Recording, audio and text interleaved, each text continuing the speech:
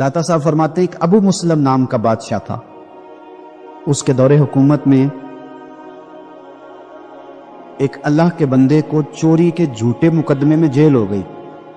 جیلوں میں سارے مجرم نہیں جاتے، حضرت یوسف بھی جیل میں رہے ہیں، جیلوں میں سارے مجرم نہیں جاتے، یہ بھی خیال رکھنا۔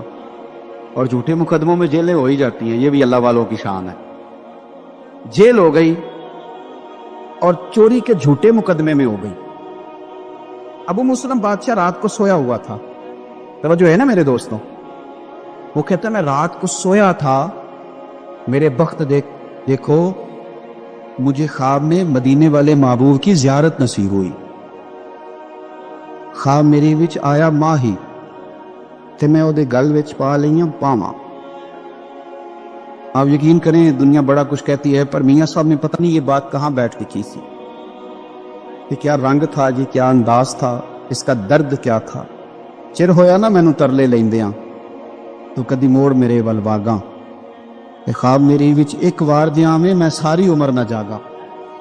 میاں صاحب کہتے ہیں خواب میری وچ آیا ماہی تے میں نہ دے گل وچ پا لیاں باواں، پھر ڈر دی ماری اکھ بھی نہ کھولا، یعنی پتہ چل گیا یہ خواب ہے، لیکن میں ڈر دی ماری اکھ بھی نہ کھولا، کتے پھر بچھڑ نہ جاواں، کہ آئی رات بسال دے والی تے ربا رات مکن نہ دیویں۔ کہتے مجھے نبی کریم کی زیارت ہے۔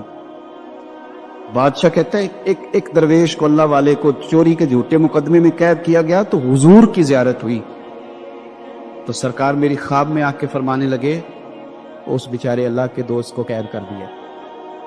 حضور یعنی خود نبی پاک، سرکار نے کہا اسے چھوڑو جا کے، تو بادشاہ اتنی تیزی سے دوڑا کہ پیروں میں جوتا کوئی نہیں، سر پہ کپڑا کوئی، جا کے جیل کا دروازہ کھولا، اس اللہ والے کو رہا کیا۔ جب وہ جانے لگے نا تو بادشاہ پھر بادشاہ تو ہوتے ہی ہے نا، پھر یہ جیل سے بات تو نہیں نہ جاتی کہ میں بادشاہ ہوں۔ جانے لگے تو آواز دے کے کہنے لگا بزرگو کوئی حکم ہوا تو بتائیے گا، سنو عقیدہ رسالت کے ماننے والوں، کہنے لگا کوئی حکم ہوا تو بتائیے گا۔ تو بابا جی رخ پھیر کے کہنے لگے یار تجھے ابھی بھی سمجھ نہیں آئی، اور تو ابھی بھی نہیں سمجھا؟ اس نے کہا کیا مطلب؟ کہنے لگا تو ابھی بھی نہیں سمجھا، مجھے دشمنوں نہ چھیڑو، میرا ہے کوئی جہاں میں، تو ابھی بھی نہیں سمجھا؟ کا کیا مطلب؟ کہنے لگے جو آدھی رات کو تجھے سوتے کو جگا کے بھیجیں، نہ تو جوتا پہن سکے نہ سر پہ کپڑا لے سکے، جو آدھی رات کو تجھے بھیجتے ہیں مجھے وہ کسی اور کی ضرورت رہنے دیتے ہیں؟ حضرت مولا علی فرماتے ہیں اگر تجھے دنیا میں سزا مل گئی تو بچ گیا ہے، سمجھ پھر اللہ کرم کرے گا، آخرت میں سزا نہیں دے گا۔ اور یہ یاد رکھ لے وما اصابکم من مصیبت فبما کسبت ایدیکم ویعفو عن کثیر، اللہ فرماتا ہے دنیا میں تجھے جو بھی تکلیف پہنچتی ہے وہ تیرے ہاتھوں کے کرتوتوں کی وجہ سے پہنچتی، ویعفو عن کثیر، فرمایا کثیر گناہ تو میں ویسے ہی معاف کر دیتا ہوں، یہ جو تیری زندگی میں دکھ ہے نا یہ بھی میری قلیل سزائیں ہیں، یہ کثیر پر سزا، یہ قلیل ہے، قلیل یہ جو تمہاری زندگی میں تکلیف ہے۔ انسان کو سزا ملتی، حضرت فضیل بن عیاض رحمۃ اللہ تعالی علیہ گھوڑے پہ بیٹھے تھے، گھوڑا شرارت کرنے لگ گیا، اچھلنے لگ گیا، کودنے لگ گیا، تو حضرت فضیل بن عیاض نیچے اترے، ایک کونے میں جا کے نماز کی نیت باندھ لی، 2 رکعت نماز پڑھی، پھر دیر تک استغفار پڑھتے رہے، روتے رہے، دعا کرتے رہے، واپس آئے، خادم عرض کرنے لگے حضور سمجھ نہیں آئی، گھوڑے نے تھوڑی سی شرارت کی، وہ بدکا ہے، آپ نے اس کو چھوڑا ہے اور چھوڑ کر کے آپ نماز میں لگ گئے۔ تو حضرت فضیل بن عیاض فرمانے لگے جب بندہ اللہ کی نافرمانی کرتا ہے نا تو جو چیزیں اس کی فرما بردار ہوتی ہیں وہ اس کی نافرمانی کرنے لگ جاتی، تو مجھے محسوس ہوا تھا کہ میں نے کہیں اللہ کی نافرمانی کی ہے، اس لیے ایسا ہوا ہے کہ میرے گھوڑے نے میری، تو میں توبہ کرنے لگا ہوں، اور اب دیکھتا ہوں بیٹھ کے بھلا کیا ہوتا ہے۔ میں نے سچی توبہ، حالانکہ مجھے یاد نہیں کہ میں کہاں بولا، پر کھری اور سچی توبہ کی، دوبارہ گھوڑے پہ بیٹھے تو گھوڑا بالکل صحیح ہو کے ساتھ چلنے لگ گیا۔ میرے بھائی جب یہ تنبیہ ہے اللہ کی طرف سے، یہ متنبہ کیا جاتا ہے کہ تو بعد آ جا۔ بہت ساری جگہوں پہ انسان کو وقتی طور پر اگر سزا مل جائے، نبی پاک علیہ السلام کی خدمت میں ایک صحابی آئے، بات مضبوط کر دو، واقعہ سنایا ہے نا، تو کچھ لوگ سمجھتے ہیں کہ یہ واقعہ ہے، تو میں ایک حدیث پاک امام بہقی کی لکھی ہوئی عرض کرتا ہوں. نبی پاک علیہ السلام کے ایک صحابی آئے اور ان کا سر پھٹا ہوا تھا، خون بہ رہا تھا. سرکار نے فرمایا کیا ہوا؟ عرض کی حضور ایک عورت جا رہی تھی، میری نظر پڑی، ابھی نظر پڑی ہے کہ میرے آگے ستون آ گیا تو میرے سر پہ لگ گیا. نبی پاک صلی اللہ علیہ وسلم نے فرمایا تیرے لیے خوشخبری ہے، اگر دنیا میں تیری غلطی کی تجھے سزا ملی ہے تو پھر رب تجھے قیامت میں سزا نہیں دے گا. پھر اللہ قیامت میں سزا، بعض گناہ ایسے ہیں جن کی یہاں بھی سزا ملے گی اور وہاں بھی ملے گی، لیکن میرے بھائی پہلی بات یہ ہے کہ اللہ تعالیٰ اس غلطی کی یہی سزا دے لے اور دعا فرمائے اللہ تبارک و تعالیٰ یہاں بھی معافی عطا فرمائے وہاں بھی معافی عطا فرمائے، اللہ درگزر ہی فرمائے. لیکن میرے بھائی ایک سزا یہ ہوتی ہے کہ انسان جب گناہ کرنے لگتا ہے تو اللہ نعمتوں کے دروازے کھولتا ہے، مہلت دیتا ہے. 500 سال تک فرعون کو مہلت دی. کتنے؟ یہاں جو 5 سال حکومت کر لیتا ہے وہ کہتا ہے سب سے قابل میں ہی ہوں، مجھے مہلت جو ملی ہوئی ہے. 500 سال مہلت دی اللہ تعالیٰ. اور فرعون کی قوم پر پتہ عذاب کس طرح کے آئے تھے؟ ٹڈیاں مسلط کر دی اللہ نے. یہ گھومتی نہیں چھوٹی سی، ہم اپنی زبان میں اس کو کچھ لوگ مختلف ناموں سے یاد کرتے ہیں، کوئی مکڑی کہتا ہے، کوئی کچھ کہتا ہے. مسلط کر دی، جاتی نہیں. ان پر بنی اسرائیل کے ان مقابل جو فرعون کی قوم تھی ان پر الزام اس طرح کا عذاب آیا کہ مینڈک مسلط کر دی اللہ تعالیٰ. برتن کھولتے تھے اندر مینڈک نکلتا تھا، دنیا کی ہر دوائی استعمال کرتے تھے لیکن مینڈک نکل آتا تھا. تھوڑا سا سمجھا کرے چیزوں کو. ہمارے رنگ نہیں زیادہ گورے کہ ہم پر عذاب نہیں آتا. کوئی بہت زیادہ اللہ تعالیٰ معاف فرمائے دولت نہیں جمع کرا بیٹھے شاہی خزانے میں کہ ہم سے پوچھا نہیں جائے. یہ مہلت ہے، مہلت کو مہلت سمجھو. اور جب پکڑ آتی ہے نا اللہ کریم کی، میں نے دیکھا 1 کروڑوں روپیہ 6 اولادیں. ایک شخص کے بچے باہر سے آ رہے تھے، وہ بندہ بیمار تھا. مجھے کہنے لگا حضرت جی دعا کریں میں ان کے آنے سے پہلے مر جاؤں ورنہ آ کے مجھے مار دیں گے. دعا کریں. اتنی بے سکونی، کروڑوں روپیہ پڑا ہے تو یہ عذاب میں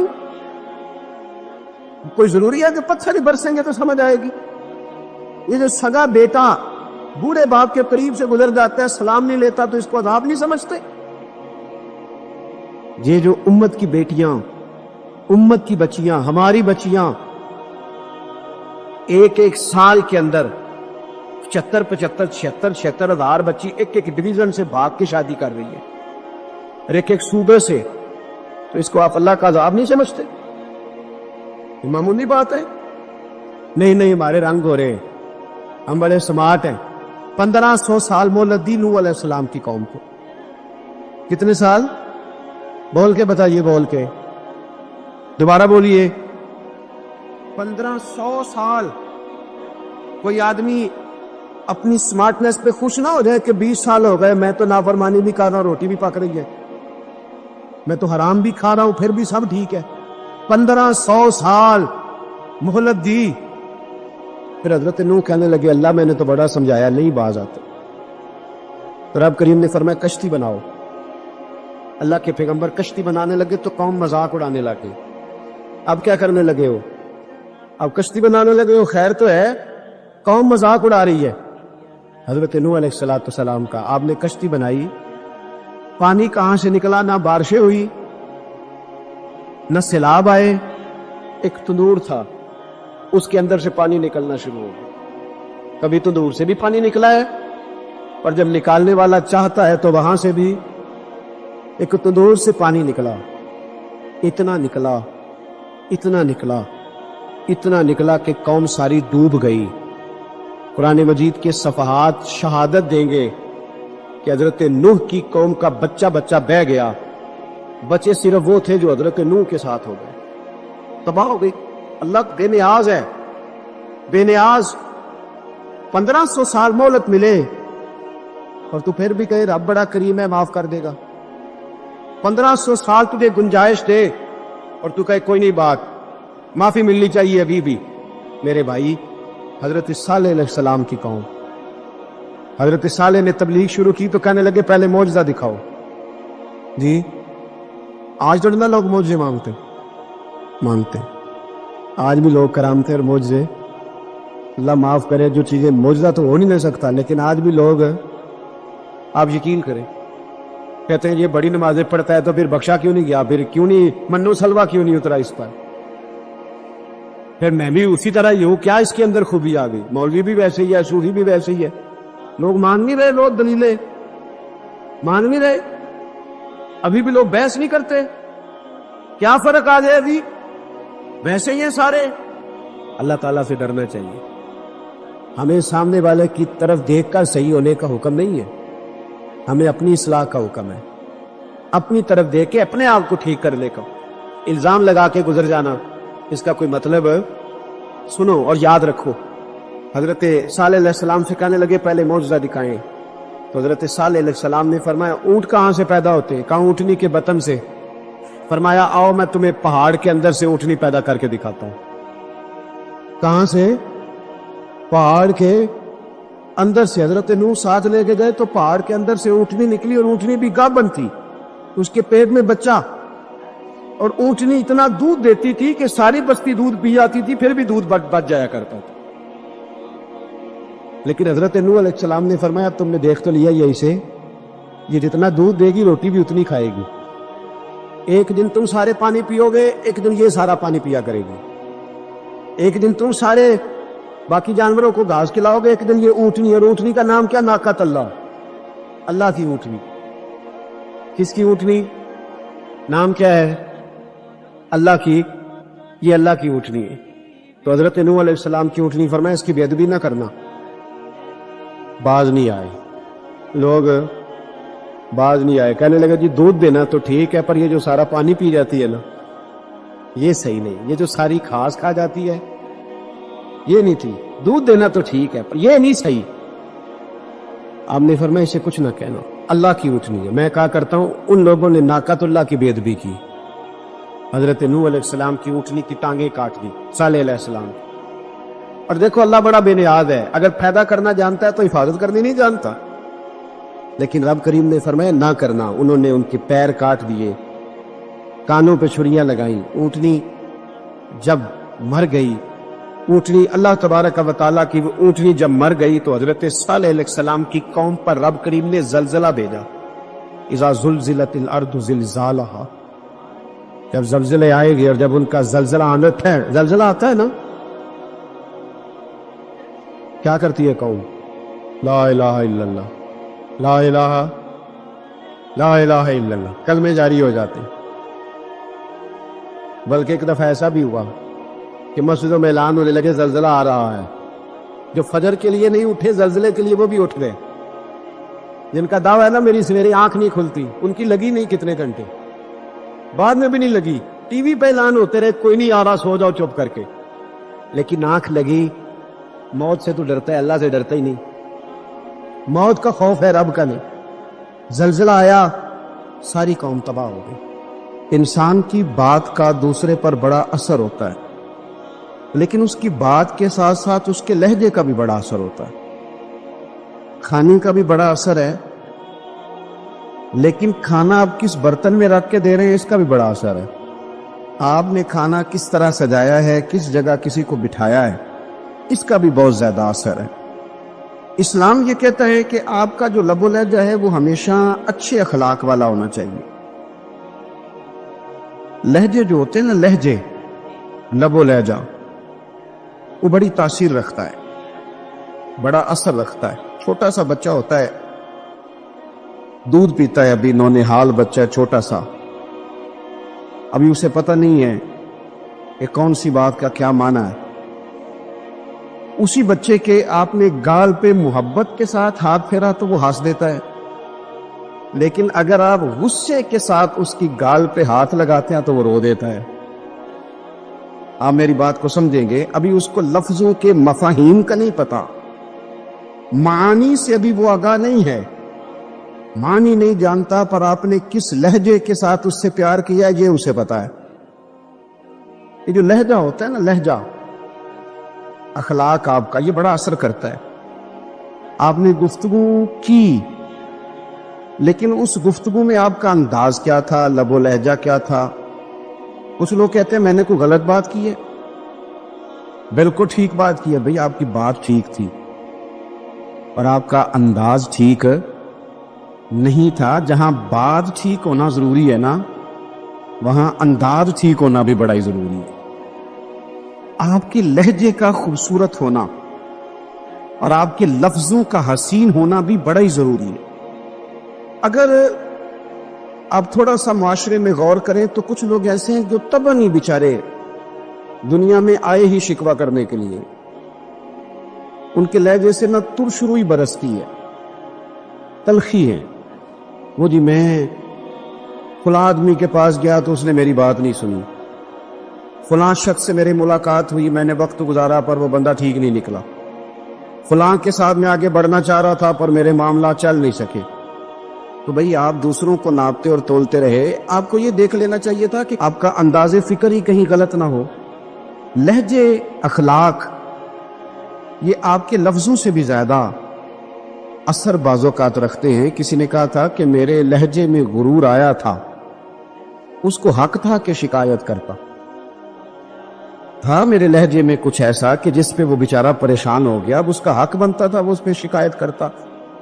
تو میرے عزیز، آپ بات کو یاد رکھیں گے کہ جو اخلاق ہے، آپ کا جو اخلاق ہے، جو آپ کا کردار ہے، وہ اپنی ایک خوبصورتی رکھتا ہے. اس لیے میرے نبی پاک صلی اللہ تعالی علیہ وآلہ وسلم نے فرمایا تم میں کامل مومن وہ ہے جس کا اخلاق زیادہ اچھا ہے.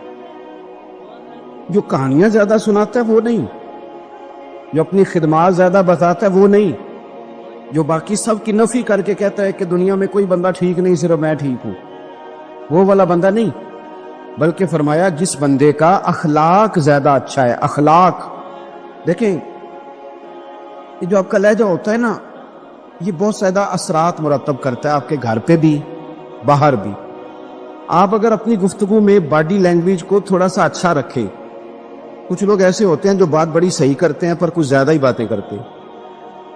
وہ زیادہ باتیں کرنے کی وجہ سے ان کی جو صحیح باتیں ہوتی ہیں ان کا بھی وزن خراب ہو جاتا ہے، کیونکہ وہ زیادہ باتیں کرتے ہیں، ہر وقت بولتے ہیں، ہر وقت بات کرتے ہیں. تو جب وہ ٹھیک بات بھی کر رہے ہوں تب بھی ان کی بات کا لوگ اثر قبول نہیں کرتے. لیکن اگر ان کا لہجہ باوقار ہو، بات وہ تھوڑی کریں پر جتنی کریں ذرا سونی کر کے کریں، گفتگو میں خود بخود اثر پیدا ہو جائے گا، بات اچھی لگے گی. اخلاقی رویے اگر لوگوں کے زیادہ اچھے ہو جائیں، ایک تو مسکرانے کا بل کوئی نہیں آتا، اس کے پیسے کوئی نہیں لگتے، اور یہ بھی شکر ہے ابھی تک اس پر ٹیکس بھی کوئی نہیں، یہ بھی مقام تشکر ہے. تو اگر آپ بات کریں اور اس میں تھوڑی سی مٹھاس پیدا کرنی، آپ تھوڑی سی بات میں نا مٹھاس. میرے ایک کلاس فیلو ہیں، تو وہ تقریر کر رہے تھے اور میں سن رہا تھا، تو مجھے بعد میں کہنے لگے آپ تبصرہ کریں میں نے کیسی تقریر کی ہے. یہ ہوتا ہے نا جی، بعض اوقات دوست بیٹھتے ہیں بے تکلف تو کئی دفعہ کچھ باتیں ایسی ایک دوسرے کے ساتھ کرتے ہیں. تو مجھے کہنے لگے آپ بتائیں کہ میں بات کر رہا تھا تو کیسی تھی. تو میں نے کہا جب آپ بات کر رہے تھے تو میں ڈر رہا تھا، مجھے لگ رہا تھا کہیں آپ لڑ نہ پڑے. بھئی آپ اطمینان سے بات کریں، آپ تسلی سے بات کریں، آپ خندہ پیشانی کے ساتھ بات کریں. میرے نبی پاک صلی اللہ تعالی علیہ وسلم نے فرمایا، مسلم شریف کی حدیث ہے، حضور فرماتے ہیں نیکی کو کبھی چھوٹا نہیں سمجھنا، نیکی کو حقیر نہیں سمجھنا. کچھ نہ ہو سکے تو اپنے بھائی سے مسکرا کے بات ہی کر لیا کرو. بات کرو تو تمہارے لہجے میں ترش روئی نہ ہو. بعض اوقات آپ تلخ بات کرتے ہیں، آپ کا لہجہ تلخ ہوتا ہے تو آپ کی صحیح بات بھی قبول نہیں کی جاتی. لیکن اگر آپ کے لہجے میں مسکراہٹ ہو، آپ کے لہجے کے اندر خوبصورتی ہو، تو آپ کے اپنے بھی، آپ کے بیگانے بھی، سب کے سب آپ کی بات کو تسلی کے ساتھ سمجھنا وہ گوارا کریں گے. اسی طریقے سے ہمارا دل کرتا ہے کہ لوگ ہماری بات سنیں، ہمارے گرویدہ ہوں، ہم جو پیغام دینا چاہتے ہیں وہ پیغام لوگ اچھے طریقے سے قبول کریں، اس پر لوگوں کی توجہ زیادہ ہو. یہ ہمارا شوق ہوتا ہے. اور دنیا میں اب تو فیمس ہونے کا شوق بڑا بڑھ گیا ہے، اب بڑا بڑھ گیا ہے. اب تو لوگوں کو نا شاید لوگ مقبولیت اسی کا نام لیتے ہیں کہ میرے اتنے لائکس ہیں، اتنے فالوور ہیں، اتنے سارے لوگ ہیں تو شاید میں بڑا مقبول ہوں. یاد رکھنا قابلیت سے زیادہ قبولیت ضروری ہوتی ہے. فالوور کیا کریں گے اگر رب بھی راضی نہ ہوا تو؟ لائکس کیا کریں گے؟ اگر تو قبول ہو جائے تو پھر چلو کسی لائکس کا بھی فائدہ ہے, کسی فالوور کا بھی. اور اگر قبول نہ ہو تو پھر کوئی فائدہ. جنوں پریتم اپنا آنکھ ہی نہ, وہ اجے سہاگن ہو ہی نہیں. تو جب وہ قبول کر لے پھر تو بڑی بات ہے, اور اگر قبولیت نہ ہو تو پھر بڑے بڑے مجمع بھی کوئی فائدہ نہیں دیتے. ہماری خواہش ہوتی ہے کہ لوگ ہمیں جانیں, لوگ ہمیں پہچانیں, ہمارا بڑا نام ہو, ہمارا بڑا ذکر ہو, ہمارے بڑے تذکرے ہوں. تو میرے نبی پاک صلی اللہ تعالی علیہ وسلم نے ارشاد فرمایا, حضرت ابو ہریرہ رضی اللہ تعالیٰ عنہ روایت کرتے ہیں, حضور فرمانے لگے تم مال کے ذریعے لوگوں کو اپنا گرویدہ نہیں بنا سکتے, پیسے دے کے لوگوں کو پیچھے نہیں لگا سکتے. کتنے کو دو گے؟ لیکن نا پیسوں سے تو بندے کا لالچ شروع ہو جاتا ہے. ایک دفعہ دے, پھر دوسری دفعہ دے, پھر تیسری دفعہ دے. روز دیں گے تو بندہ راضی ہوگا, اور اگر آپ نے 99 دفعہ دیا, ایک دفعہ نہیں دیا تو وہ ناراض ہو جاتا ہے. تو کتنا کو لالچ پورا کریں گے؟ تو حبیب پاک علیہ الصلوۃ والسلام فرمانے لگے تم پیسے دے کے لوگوں کو اپنا گرویدہ نہیں کر سکتے. ہاں